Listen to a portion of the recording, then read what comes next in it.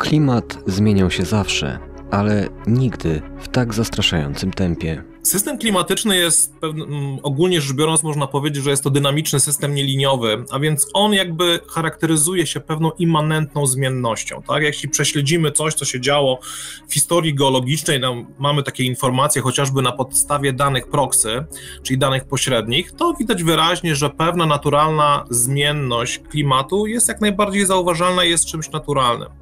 Natomiast to, co obserwujemy w ciągu ostatnich kilku dekad, tak naprawdę już niedługo można będzie powiedzieć kilkunastu, ale kilku na pewno, to jest skala tego zjawiska, a więc zmiany nigdy, praktycznie rzecz biorąc, a w każdym razie w skali ostatnich tysięcy, kilkunastu czy też kilkudziesięciu nie zachodziły tak szybko. Tak, to jest jedna rzecz, a druga rzecz, ta amplituda tych zmian też jest bardzo, bardzo wyjątkowa. Główną siłą napędową zmiany klimatu jest zwiększanie ilości dwutlenku węgla i innych gazów cieplarnianych w atmosferze w wyniku działalności człowieka. Jeśli popatrzymy na tą taką dość sławną krzywą, jeżeli chodzi o wzrost stężenia CO2 w atmosferze, to ona po prostu idzie cały czas, praktycznie rzecz biorąc, do góry, co z kolei powoduje nierównowagę, jeżeli chodzi o bilans energetyczny systemu jako całości. Ta nierównowaga później przejawia się w takich podstawowych aspektach, jeżeli chodzi o system klimatyczny, czyli wzrost temperatury powietrza, na przykład, niech to będzie również wzrost poziomu morza, oraz na przykład zmniejszenie powierzchni lodowców i lądolot, takie trzy podstawowe przejawy zmiany. Natomiast oczywiście zmiana klimatu jest zmianą bardzo, ale to bardzo wieloaspektową. Ona wpływa na wiele dziedzin życia tak naprawdę. Ja bym powiedział, że to jest jeden z najważniejszych problemów cywilizacyjnych obecnie. Jeśli patrzymy w horyzoncie kolejnych 30-50 lat, to ta zmiana klimatu, którą już obserwujemy i ta zmiana, którą prognozujemy, będzie na tyle duża, i że obecne modele ekonomiczne nie będą działać. Wzrasta bardzo dużo ryzyko związane po pierwsze z produkcją żywności, że temperatura, jaka ma być na takich kontynentach jak Afryka, czy w strefach równikowych całego kontynentu, będzie dużym problemem do funkcjonowania tam ludności jako taką. Tak? I teraz w obszarach takich, jak my się znajdujemy, gdzie te zmiany nie będą aż tak dotkliwe, musimy się liczyć szeregiem różnych problemów. Po pierwsze z migracją ludności, po drugie musimy produkować żywność dla tej ludności, która nie będzie miała warunków do produkcji żywności. I to w perspektywie od 30 do 50 lat jest realne. Tak? Coraz więcej osób myśli o tym, jak klimat i środowisko się zmienia i w jakim stanie pozostawimy po prostu kolejnym pokoleniom. Według prognoz różnych scenariuszy średnia roczna temperatura w Polsce do roku 2060 ma wzrosnąć o ponad 1 stopień.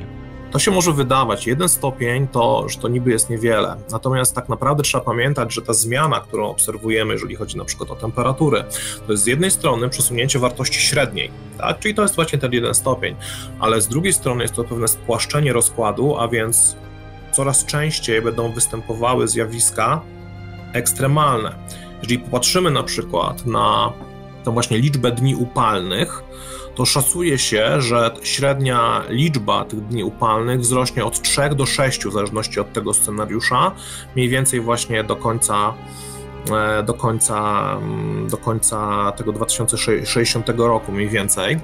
Ostatnie lata pokazują, że ilość dni upalnych z rekordowymi temperaturami rośnie. Coraz częściej docierają do nas alerty pogodowe o niebezpiecznych warunkach związanych z wysokimi temperaturami. Tak, szczególnie w obszarach miejskich, ci z nas, którzy mieszkają w miastach, wiedzą, że tutaj jakby dodatkowy wpływ samej struktury obszaru zurbanizowanego wywołuje jeszcze wyższe temperatury niż można by się spodziewać. Jest to związane z brakiem tych, powiedzmy, obszarów zielonych w centrach miast. Mamy tą taką tak zwaną popularnie nazwaną betonozę coraz częściej i jest ona widoczna. No i niestety to powoduje występowanie bardzo, bardzo wysokich temperatur, przekraczających 30 stopni Celsjusza, czyli mamy do czynienia wówczas z tak zwanym dniem upalnym, ale podejrzewam, niestety pomiary nie są robione lokalnie, tak? Taki przykład z zeszłego roku z Lublina, kiedy jechałem na konferencję, to był koniec czerwca, możemy sobie przypomnieć, jak wyglądał koniec czerwca zeszłego roku, bardzo wysokie temperatury i tego dnia stacja w Lublinie, stacja synoptyczna zanotowała 34,9 zdaje się stopnia Celsjusza, natomiast w momencie, kiedy wysiadałem na dworcu w Lublinie, gdzie przed dworcem jest w tej chwili, była w zeszłym roku prowadzona jakaś rewitalizacja tego miejsca, więc delikatnie rzecz ujmując wszystko było wyłożone kostką brukową. Jestem absolutnie pewien, że ta temperatura tam sięgała blisko 40 stopni Celsjusza w tym konkretnym miejscu. Związane to właśnie było z takonim jakby podłożem, tak? Czyli tym bilansem energetycznym, który jest w tym konkretnym miejscu, w danym konkretnym momencie. Większe temperatury to też większe zapotrzebowanie na energię. Dziś klimatyzowane pomieszczenia to już niemal standard. Jeszcze do niedawna klimatyzacja w Polsce była, można by powiedzieć delikatnie, pewną ekstrawagancją. W tej chwili staje się to w zasadzie niemalże standardem, tak? Ponieważ takie upały, jak mieliśmy chociażby na przełomie czerwca i lipca w zeszłym roku i później w sierpniu, naprawdę dają się we znaki, tak? I to nie tylko osobom, które już mają jakieś problemy zdrowotne, na przykład z układem krążenia, z układem oddechowym, tak? One są wówczas bardzo mocno narażone, ale też normalnym ludziom, którzy normalnie siedzą w pracy w miarę zdrowym, też jest to dość spore obciążenie cieplne dla organizmu. Zmiany klimatyczne mają ogromny wpływ na wiele dziedzin życia. Z każdą dekadą, z każdym rokiem skutki ocieplenia klimatu coraz bardziej odczuwa rolnictwo. To jest fabryka pod gołym niebem i wszystko zależy od przebiegu pogody i każda zmiana w pogodzie decyduje o konieczności wprowadzania zmian w rolnictwie. Dziedziny życia i gospodarki, które już bardzo mocno odczuwają konsekwencje zmian klimatycznych, to oczywiście jest rolnictwo. I tutaj to też dzieje się wieloaspektowo, bo z jednej strony mamy zwiększanie się temperatur, co na przykład może pogarszać jakość upraw, zwiększają się prawdopodobieństwa występowania chorób roślin i zwierząt hodowlanych. To na przykład z jednej strony zmiany w sezonowości opadów, ale również występowanie ekstremalnie wysokich wartości temperatury też powoduje, że te plony będą gorsze. Z drugiej strony mamy powodzie, tak? Niestety jest ostatnio coraz częściej tak, że mamy do czynienia z powodziami związanymi z takimi opadami bardzo wysokowydajnymi, tak? Co z kolei będzie miało ewidentny wpływ na chociażby nawet zniszczenie upraw, tak? Problemy z pogodą zawsze były, bo jak powiedziałem, jest to fabryka pod gołym niebem. Natomiast te problemy były mniejsze, bo wraz ze zmianą klimatu pogoda jest gwałtowniejsza, bardziej nieprzewidywalna. Jeśli dochodzi do jakichś zjawisk gwałtownych, to one są bardziej niszczące, a z drugiej strony ta zmienność pogody jest dużo większa i w tym niestabilnym klimacie dochodzi do większych szkód po prostu w rolnictwie z powodów pogodowych. W Polsce, szczególnie północnej, próżno szukać długich, mroźnych zim z dużą ilością śniegu, który zalega aż do wiosny. Przybywa za to dni upalnych, a spada liczba dni mroźnych i przymrozkowych. Efekty ocieplenia są i pozytywne, i negatywne. I należy inaczej patrzeć na zmianę warunków w zimie i też inaczej na zmianę warunków w lecie. Wszyscy pamiętają, że podczas zimy mieliśmy długą pokrywę śnieżną i ta pokrywa śnieżna z jednej strony była korzystna, bo ona ochraniała nam uprawy o zimę i chroniła przed mrozem, który dawniej był, i przed silnym wiatrem, a z drugiej strony też ograniczała rolnictwo, bo te niskie temperatury doprowadzały do osłabnięcia tych roślin, które były wysiane na jesieni i one wchodziły w wegetację bardzo osłabione. Natomiast obecnie nie ma pokrywy śnieżnej, jest ryzyko, że przyjdzie nawet mniejszy mróz i je uszkodzi. Z drugiej strony jest cieplej i rośliny nie tracą tyle energii, żeby przetrwać zimę. I wchodzą w wegetację szybciej i już na wiosnę mają lepszy start. Do tego jak nie ma problemu z suszą, no to mamy dosyć dobre plony. Brak bardzo niskich temperatur i dużych mrozów w zimie, co powoduje taką rzecz, z czego ciężko sobie zdać sprawę, ale przy mechanicznej obróbce pól zawsze powstaje podeszwa płużna. Jeżeli mieliśmy zimy ze śniegiem i z dużym mrozem, to przemarzanie gleby na głębokość kilkudziesięciu centymetrów powodowało naturalne spulchnienie i zniszczenie tej podeszwy. Dziś niestety musimy to robić pługami dłutowymi przy znacznym zaangażowaniu sprzętu, żeby tą miąższość gleby utrzymać. Jak popatrzymy na ostatnie kilka lat w Polsce, mamy w sezonie wiosennym permanentną suszę. Tak? Czyli te opady, znaczy w tym roku akurat może mniej jest to na ten moment przynajmniej zauważalne, ale ostatnie kilka lat wcześniejszych praktycznie co roku mieliśmy do czynienia z suszą, co też ewidentnie jest to przejaw zmiany, jeden z przejawów zmiany klimatu, który jest skutkiem braku chociażby pokrywy śnieżnej. Tak? Tej pokrywy śnieżnej jest coraz mniej w Polsce, liczba dni z pokrywą śnieżną. Jeśli nie mamy pokrywy śnieżnej, to nie mamy retencji wody i ta woda zamiast czekać sobie spokojnie do sezonu wiosennego, gdzie na skutek rosnących temperatur ona by powoli się wytapiała i niejako wracała do systemu, ona praktycznie rzecz biorąc zimą spada jako opad ciekły, tak, i z automatu jest sprowadzana w cykl hydrologiczny i najnormalniej w świecie spływa do morza, tak, więc też jakby jest zabierana potencjalnie ta wilgoć, jeżeli chodzi o jej dostępność później w działalności rolniczej. Od lat w Polsce mamy problem z niedoborem wody. Instytut Meteorologii i Gospodarki Wodnej nieustannie informuje o suszy na obszarze naszego kraju. W kontekście rolnictwa mówimy o suszy najpierw meteorologicznej, potem suszy glebowej, a następnie suszy rolniczej, która doprowadza do spadku plonów. Natomiast na każdym etapie przyglądamy się, jakie to są warunki, jak się kształtują i co jest faktem, że coraz szybciej dochodzi do tego stresu wodnego, brakuje wody dla roślin, bo więcej wody paruje w warunkach cieplejszego klimatu. Opady są mniej równomiernie rozłożone, co też nie pomaga roślinom, żeby się dobrze rozwijać prawidłowo. Często nawet rozważając tą samą ilość deszczu, która będzie bardziej rozłożona w czasie, czyli deszcz mniej intensywny, wówczas mniejsza ilość wody w formie spływu powierzchniowego czy podpowierzchniowego odpływa, większa ilość wsiąka, z większej ilości tej wody mogą korzystać rośliny.